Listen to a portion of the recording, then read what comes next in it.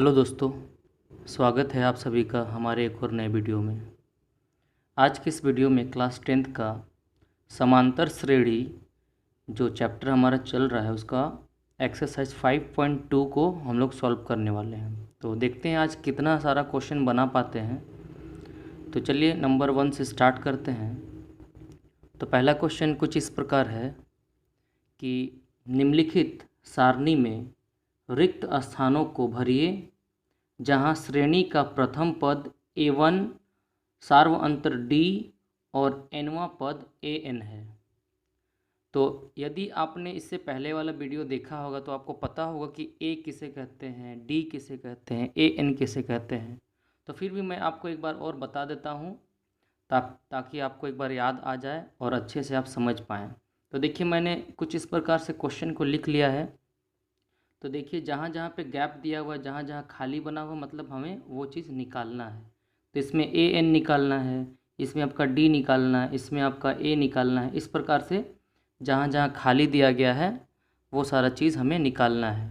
तो चलिए मैं आपको एक बार याद दिला देता हूँ कि किसे क्या कहा जाता है।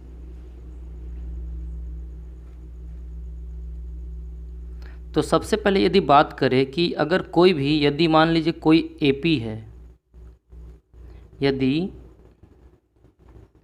कोई AP दिया गया है तो इस AP में मान लीजिए कई सारे नंबर हैं। मान लीजिए 2, 4, 6, 8 इस प्रकार से, और अंतिम जो नंबर है वो आपका मान लीजिए 20 है।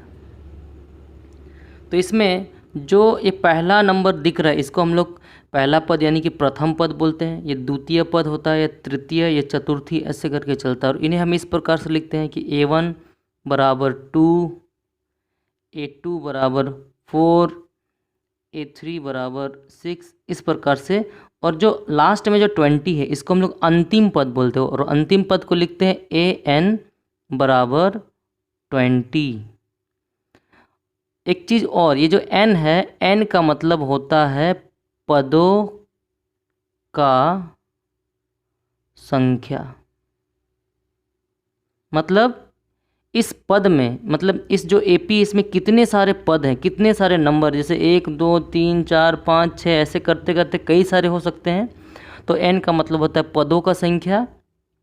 और जो D होता है, और D आपको पता है इसको बोलते हैं सार्व अंतर। बस इतना आपको यदि याद आ गया या तो पता चल गया तो आप ये जो सारा सवाल है इसको आप आसानी से बना लेंगे। तो हम लोग जल्दी एक एक करके हम लोग क्वेश्चन को बनाते हैं। तो यहाँ से हम लोग सॉल्व करना स्टार्ट करते हैं। पहला जो बॉक्स दिया गया है, इस बॉक्स में सबसे पहले क्या क्या दिया गया है, ये नंबर 1 में सबसे पहले दिया गया है। तो मैं लिख लेता हूँ कि A1 बराबर आपको यहाँ पे 7 दिया गया है, D बराबर 3 दिया गया है, N बराबर आपका 8 दिया गया है, और आपसे AN निकालने के लिए बोला जा रहा है। आपको बोला जा रहा है AN क्या होगा। तो हमें पता है कि एक सूत्र होता है जिसका मतलब होता है AN बराबर A plus N-1 into D, ये सूत्र है। अब इस सूत्र में जो भी चीज़ हमें पता है उसको हम उस जगह पर रखेंगे, और जो नहीं पता है उसको निकालने का कोशिश करते हैं। तो आप देख सकते हैं इसमें AN नहीं है, तो AN का जगह पे AN रहने दीजिए। A आपका पता है 7 है, N आपको पता है 8 है, माइनस का 1 कर दीजिए, और D आपको 3 दिया गया है। तो यदि हम इसको सॉल्व करें तो हो जाएगा AN बराबर 7 प्लस 8 में से 1 गया तो ये 7 हो गया, और गुना 3। तो आपका AN बराबर हो जाएगा 7 गुना 7 तिया 21। तो फाइनली जो निकल के आया आपका, सॉरी यहाँ पे प्लस होगा, तो यहाँ पे आपका निकल के आया 28। तो ये आपका AN निकल के आया। इस प्रकार से आप AN निकाल सकते हैं। तो चलिए आगे बढ़ते हैं और आगे देखते हैं और क्या क्या दिया गया है। तो चलिए आप देख सकते हैं दूसरा नंबर का सवाल में क्या क्या दिया गया है। देखिए इसमें दिया गया है A1 बराबर दिया गया -18, D यहाँ पे निकालना है, N आपको दिया गया 10, और AN बराबर 0 है। तो सूत्र का यूज़ करते हैं हम लोग। तो AN बराबर A plus n minus one into D. तो इस बार आपको an की जगह पे 0 डालना है। a आपको माइनस का 18 दिया गया है और प्लस का n आपको 10 दिया गया है और माइनस का 1 और इंटू डी। तो 0 का 0, ये माइनस 18 और देखिए 10 में से 1 चला गया तो आपका आया 9 और 9 को d से गुना करेंगे तो अगेन 0 और माइनस 18 और प्लस का 9d। अब आप देखिए ये माइनस में इधर चला आएगा तो क्या हो जाएगा, इधर में आ जाएगा आपका प्लस 18 बराबर इधर 9d और 9 और d के बीच में गुना का चिन्ह है तो 9 इधर आएगा तो भाग में हो जाएगा, यानी कि 18/9 बराबर हो जाएगा आपका d। अब अगर हम इसको कट करें, अगर हम इसको काटें तो कट जाएगा, 9 एकम 9 और 9 दूनी 18, यानी कि d बराबर जो निकल के आया वो निकल के आया 2। तो ये हमारा आंसर हो गया। तो चलिए आगे मैं सवाल लिख लेता हूँ फिर आपसे मिलता हूँ। तो देखिए तीसरे नंबर के सवाल में हमें a निकालना है, d दिया गया है, n भी पता है और an भी पता है। तो फिर से सूत्र में लगाते हैं, an बराबर a plus n minus one into D. an आपका -5 है, a का वैल्यू पता नहीं तो a को a रहने दीजिए, प्लस n का वैल्यू है आपका 18 -1 और d का वैल्यू है आपका -3। तो -5 बराबर a प्लस 18 में से 1 गया तो यहाँ पे निकल के आएगा 17 और इसको गुना करेंगे -3 से। तो -5 बराबर a और 17 तिहा 51, तो माइनस का 51 हो जाएगा। तो -5 और ये माइनस का 51 इधर आ जाएगा तो प्लस का 51 हो जाएगा और इधर हो जाएगा आपका a। देखिए 51 में से 5 को घटाएंगे, माइनस प्लस माइनस हो जाएगा, तो 51 में से 5 को घटाएंगे तो आपका बच जाएगा 46 यानी कि 46। तो आपका a का वैल्यू कितना निकल गया, a का वैल्यू निकल गया 46। तो आप इस प्रकार से a निकाल सकते हैं। तो चलिए अगला भी सवाल लिख लेते हैं। तो देखिए चौथा नंबर का सवाल में a आपको पता है, d पता है, n निकालना है और an भी दिया गया है। तो सूत्र में बैठाते हैं, an बराबर a plus n minus one into D. an का वैल्यू है 3.6, a का वैल्यू है -18.9 जोड़ n का आपको वैल्यू पता नहीं है n माइनस वन और इंटू डी का वैल्यू आपको दे दिया है 2.5। तो इसको अगर सॉल्व करें हम लोग तो ये हो जाएगा 3.6 बराबर -18.9 और आपको 25 2.5 को इससे अगर गुना करें हम तो मेरा ये हो जाएगा आपका प्लस का 2.5n और माइनस का 2.5। ये जो 2.5 है इसको एक बार n से गुना किए तो 2.5n और फिर माइनस का माइनस और 2.5 को 1 से गुना किए तो 2.5 आ गया। अब इसको आगे सॉल्व करते देखिए, इसके आगे माइनस है, इसके आगे भी माइनस है, तो दोनों को जोड़ देते हैं।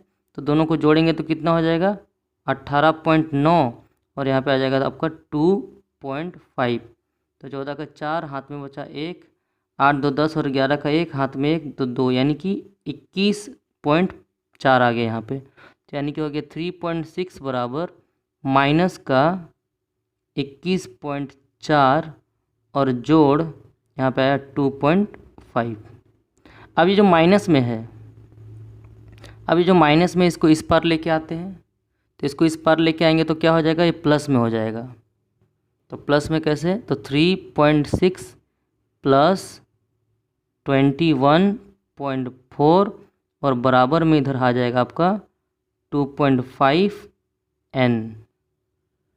अब इन दोनों को जोड़ते हैं, तो इन दोनों को जोड़ेंगे साइड में, कितना हो जाएगा आपका हो जाएगा, यहाँ पे जोड़ लेते हैं 3.6 और 21.4, ये दोनों को जोड़ेंगे तो यहाँ पे 0 आ गया, 1 आ गया, 3 1 4 और 1 5 यानी कि 25 आ जाएगा। ठीक है, तो 25 आ गया आपका। तो यहाँ पे हम लिखते हैं 25, पॉइंट के बाद 0 है तो इसका कोई वैल्यू नहीं, तो 25 बराबर 2.5n। ये हमारा निकला अभी तक। अब इसके आगे क्या करना है, आप इसके आगे अब देख सकते हैं कि ये जो n है 2.5 के साथ गुना में है। तो क्या करते हैं, इसको हम इस पार लेके जाते हैं, तो इसको यहाँ पे लिख देते हैं, ये गुना में तो उधर आ जाएगा भाग में, तो ये हो जाएगा आपका 25 भागा 2.5 बराबर n। ठीक है,